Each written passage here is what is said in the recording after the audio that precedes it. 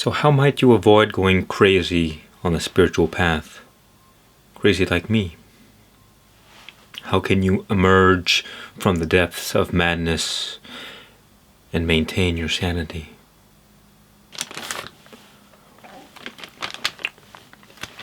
Pineapple. It's a lot like taking psychedelics. The danger, like Terence McKenna said, is not so much in taking too much, but not taking enough. The danger of the spiritual path is not going all the way, because there are going to be pitfalls along the journey in which the mind will reel you back into illusion, let's say. It will continue to try and seduce you into thinking that what you want is in the world, or it's out there, or it's in the future. And there's this very uncomfortable and terrible spot that you'll find yourself in, that is when you realize that there is nothing that the world can give you or offer you that will provide any lasting satisfaction. But you have not yet gone deep enough within to gain all the spiritual benefits, let's say. And this will make your mind very upset. This is called purgatory. And you may find yourself in hopelessness or hatred or anger and say, why do I even bother?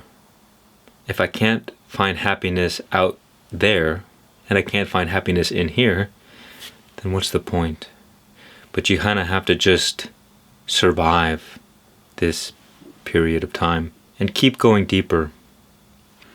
You don't want to stop a few feet from the gold.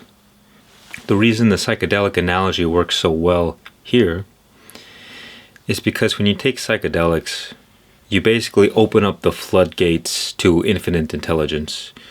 You open yourself up to receive higher levels of consciousness, of energy. And so the ego, whatever that is, this construct in our mind, it gets flooded in this kind of sea of consciousness, and it dissolves. And you are granted access to see reality from a bit more godly perspective. You realize that everything that we've come to know and see is not the full picture, but really it's just the surface of things. Now, I'm not recommending just to go out and do psychedelics just because. What I'm trying to say is that when you don't take enough psychedelics, what happens is that the ego kind of becomes partially dissolved and your identity is allowed to have some concreteness to it. But at the same time, your ego is getting ripped apart by the self. And so you feel like you're dying. You feel like you're going insane. You feel like everything's being taken away from you because you have identified with something that is being torn apart. So too, as you go deeper within, as you tap into this source of consciousness, and as you open up your body to receive more consciousness, the ego will begin dissolving. But if you don't go all the way, and you keep trying to, and you keep going back and forth from strong identity to trying to be spiritual and trying to be beyond all of this, you will receive none of the benefits of the world and none of the benefits of the spirit, and that will drive you insane. Like these dogs driving me insane at this moment. Dogs, okay? These dogs, they're ruining my video.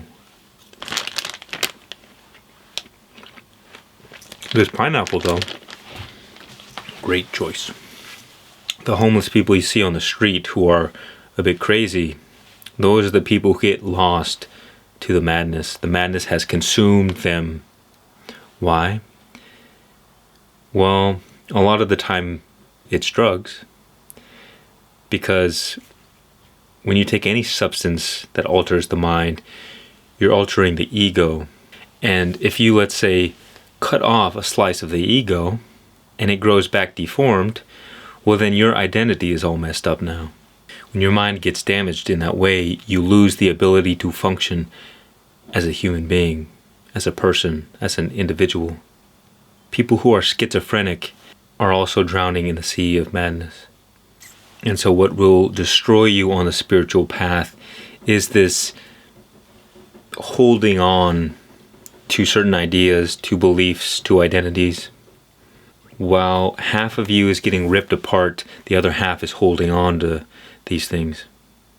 And it takes complete and absolute surrender in order to avoid getting ripped apart. Rather than allowing yourself to be consumed by madness, you allow yourself to be consumed by the absolute, by the self, by consciousness. You become one with the source. But if you only get half dissolved and you try and run back to the world, well, now you run back as half a crazy person.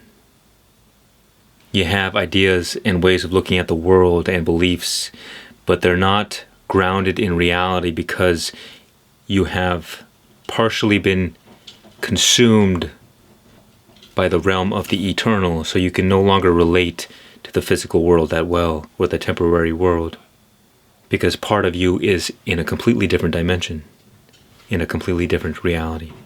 So the key is go all the way within first, realize what you need to realize, come to God realization, and then from this state of inner peace and inner spaciousness and joy, then you return to the world not as a person, but as spirit.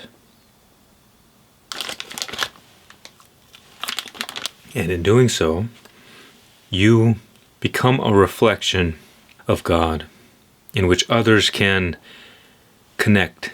Others are able to see through you their own connection with God.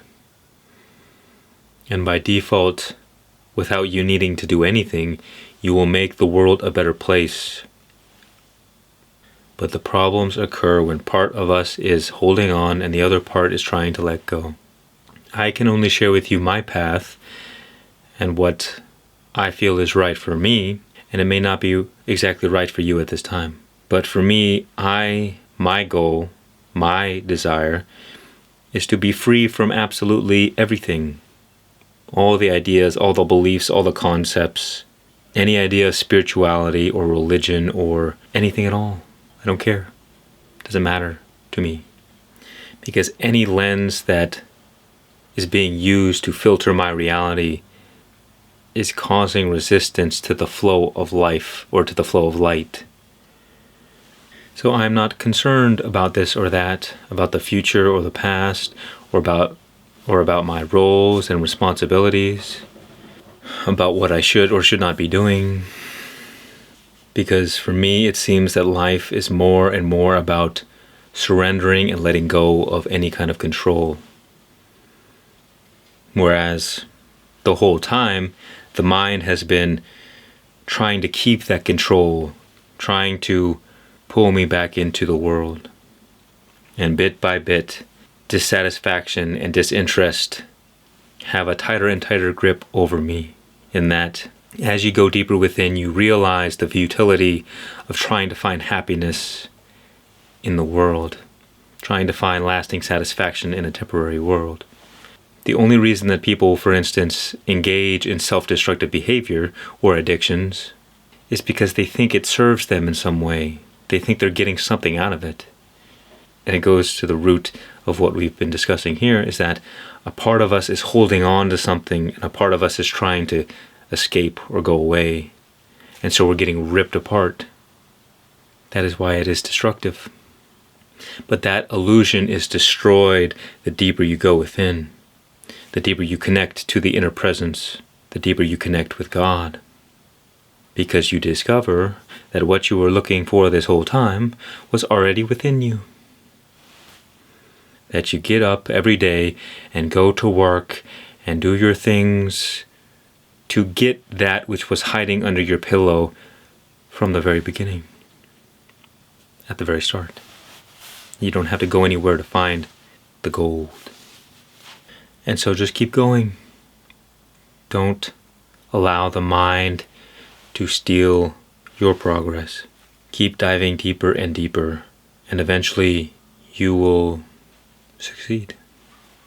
Even though you're already successful, but so long as the mind still has its grip over us, we will still believe that, oh, our journey has still got a long way to go, and I still got to do a lot of practice and spiritual things in order to get what I want. And until I get what I want, I'm not going to be happy or peaceful.